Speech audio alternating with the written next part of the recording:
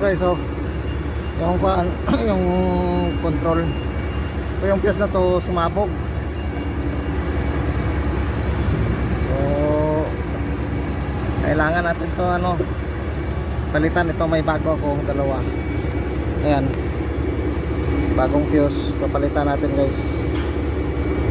So stay tuned guys.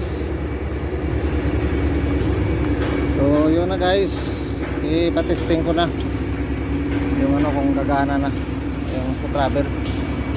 Okay, woo!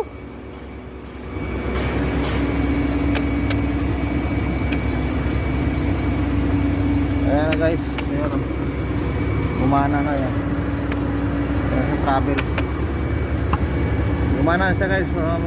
Fuse lang sumabog kasi yun, na high ampere siguro.